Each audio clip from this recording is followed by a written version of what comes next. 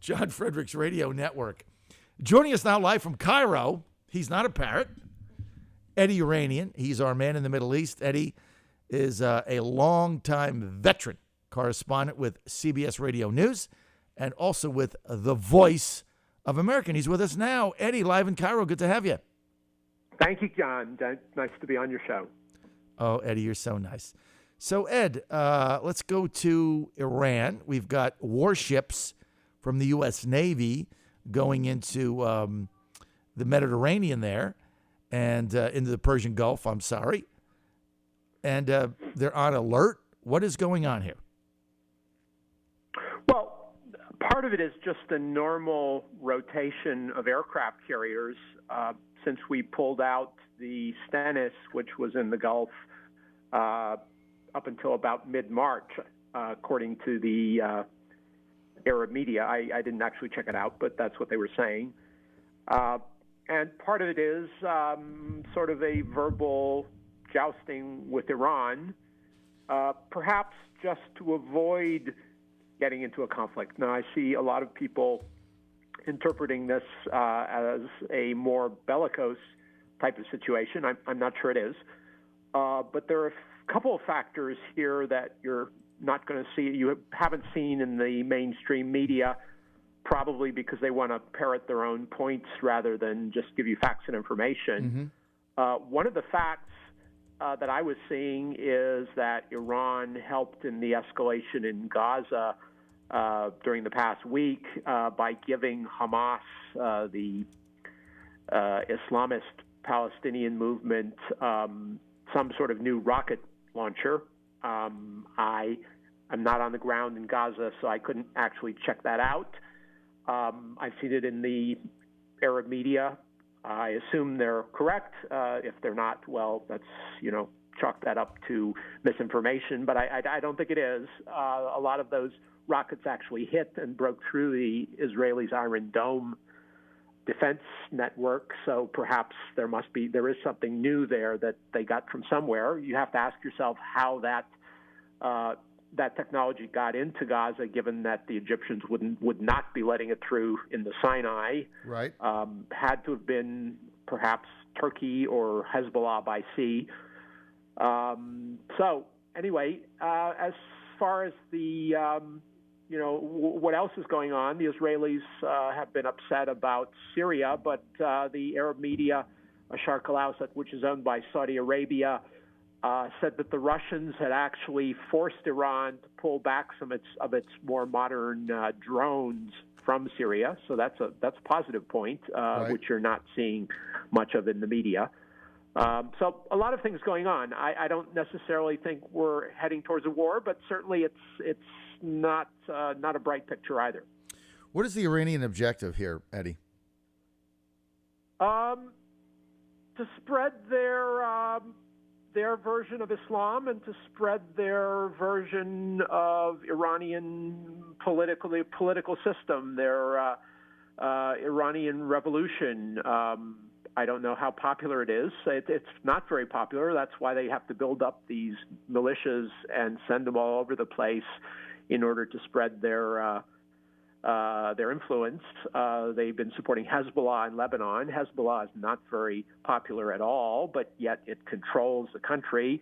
Hezbollah has not been popular in Syria either, and yet it's helped Assad win the war.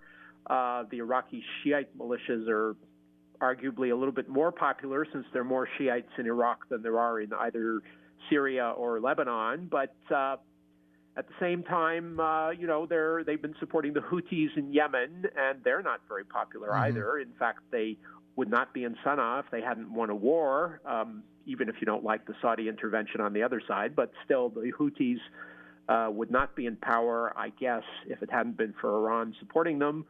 Via Hezbollah, by the way. Right. And then they have their other militias in other places which annoy the Gulf states. They support Shiites in Saudi Arabia in the eastern province and Shiites in Bahrain. And arguably, those are Shiites, so they are helping people who are their allies. So it's questionable whether it's terrorism, given that they're allies, but at the same time they annoy other countries in the area. You're on the John Fredericks Radio Network and the John Fredericks Radio app. We're with Eddie Yeranian. He's our man in the Middle East. He's live in Cairo, longtime veteran, CBS News, Radio News, and also Voice of America. Eddie, let's get to the Palestinian-Israeli conflict. The opposition there to the Israeli government, who was ever responsible for this, launching 600 rockets. Israel retaliates. What's the end game? I think the point they're trying to make, the backers of Hamas, which is Iran, Hezbollah, the Turkey, is basically that they don't like President Trump's deal of the century, which they haven't seen yet, but I think they are getting word from various parties as to what's in it. And I think they're just trying to squash the deal before it even comes to light. Apparently, they're going to reveal the deal after Ramadan. Ramadan just began yesterday, so we have another month to go. And already they're out there trying to sabotage the deal. I don't know what's going to come of it, if anything, but certainly squashing it before it started or you even heard about it is obviously not a good sign. Well, nothing is going to come of it because what we've heard, of course, this is all conjecture, Ed, but what we've heard, it's, in fact, just as a sidebar, everything has leaked in the Trump administration since he took the oath of office, right? They can't keep a secret in there. When somebody goes to the bathroom, it leaks, okay? So nothing has been kept secret except this. But one little thing got leaked in that it doesn't appear that Jared Kushner, the chief advisor to the president here, is going to propose a two-state solution, which basically makes it dead on arrival. What's also odd to me, and I'm going to criticize the negotiations here, is that you would have thought with the Trump administration making at least three major concessions to Israel and getting nothing in return.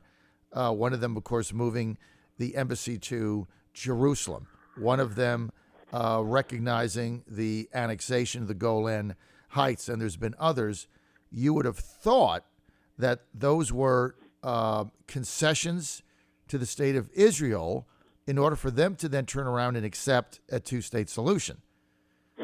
Absent of a two-state solution, I guess Kushner's idea is he's going to try to buy the Palestinians' love with money.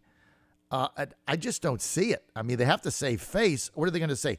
We'll take, we'll take Mohammed bin Salman's check and MBZ's checks, and we'll take their money, and we're going to live for eternity under Israeli rule. I don't see it, Ed.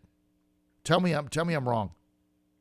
No, I don't see anything really coming out of this deal of the century either, but one can always hope. I guess I've spent 32 years in the Middle East hoping that eventually they would come to some sort of a resolution of their conflict, but it doesn't look like that's going to happen. Obviously, if you read theology and the book of Revelation, and you probably wouldn't anticipate a solution to such conflicts that way either.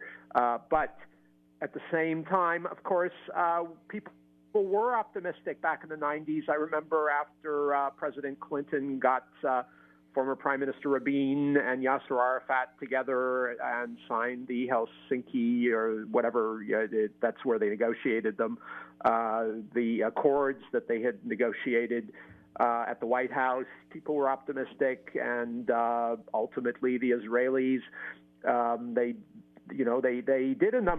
made a number of concessions. They pulled out of Gaza eventually back in 2000, I guess 6 was it, and they pulled out of southern Lebanon in I think 2000. And of course, I remember at the same time when former Prime Minister Rabin was shot, a lot of Palestinians shooting their Kalashnikovs into the air in Beirut to celebrate. So obviously they weren't too happy about making peace with Israel, and a lot of other Arabs are not. But I would say probably the majority of people would like to see some sort of a solution, other than the noisemakers who are always complaining and shooting their Kalashnikovs into the air. I don't know what to say. Will they be able to find a solution? Perhaps not. And if they can just keep them from fighting, as we've seen the last week, they've been doing in Gaza, get them to stop that, perhaps that's an accomplishment in and of itself. Well, I don't see how you're going to get peace without a two-state solution. I've said that forever.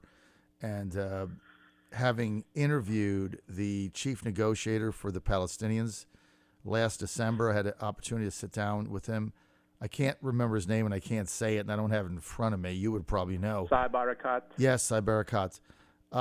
There was just no way. And, their position was, we're not going to live under foreign rule. We're not going to live under Israeli rule. And then there's the whole face-saving measure. I don't see how President Abbas just says, okay, well, we're going to accept this, and, thanks for rebuilding our schools and roads, and but we have no future. I don't see it. Look, but I'm not an expert in the area, so maybe Kushner's onto something. I just don't know. Yeah. When you look at the concessions that the U.S. made to Israel, and you say to yourself, okay, well, there's got to be a plan here. Well, apparently there is no plan that I can see. Yeah, I guess what I'd have to say, I spent 20 years in Beirut, so I'm not normally a big defender of Israel, but at the same time, you got to understand that a lot of the land that people want them to give back as part of that two-state solution is high ground, mountains. And if you control the high ground and the Israelis are at the coast, they're very vulnerable to modern technology, which right. is to say rockets. Right. And look what's happening from Gaza. That isn't right. even high ground. Imagine right. if they were shooting these rockets from high ground. So it's very difficult to pull out of those positions. I don't know. I don't anticipate, so long as there is 10% of the Palestinian population that still wants to make more war with Israel, you can't have a peace solution. So even if it's on paper, it's justifiable and fair and whatnot, you just can't make that concession if people are going to go on the high ground and start shooting rockets at you. Look, I agree with that 100%. One other comment I want to get, we're with Eddie Yeranian here on the John Fredericks Radio Network. Eddie Yeranian, longtime CBS veteran correspondent, also with the Voice of America, covers the Middle East. So, Ed, let's get to very, very quickly, I got 2 minutes, the Libyan situation. Where do we stand now with the Libyan government and some new people coming in? How does that stand? Well, it's Ramadan. Ramadan began yesterday, yes. So people generally don't fight or don't fight a lot during Ramadan. So I think they're pretty much in a stalemate mode right now. The Eastern military commander, General Haftar, controls slices of territory around the capital, Tripoli, which is not actually controlling Tripoli. And the Islamist militias inside the city continue to control the center and the powers of government, whatever those may be. And the prime minister is the internationally recognized UN-designated prime minister, is visiting Italy, which is one of the last remaining allies he seems to have. So I don't know. I think ultimately this is going to end up the way Benghazi did. There will fight for the next 2 years, and ultimately the Islamist militias will be pushed out. And I say that basically because more countries support Haftar than support the Prime Minister, Fayez Sarraj. And the internationally recognized government is basically the UN internationally recognized government because it was designated by the UN, and the parliament really never chose it. And, in fact, the people in Tripoli are trying to split the parliament in half. So, it's mostly a political power game. And the goal, if you ask me, was to put the Muslim Brotherhood in power. And I can justify that statement with a number of a lot of reasoning that would take probably an hour, but we don't have that hour. So just suffice it to say that I think the international government, recognized government in Tripoli, is eventually going to be, defeated, subsumed by the army of General Haftar, but not quickly. I think this will take a long time. Eddie Yeranian, I want to thank you for being with us today. I'm out of time. Thank you so much. We're going to post this interview on our YouTube page throughout the day. Eddie Yeranian, CBS veteran correspondent.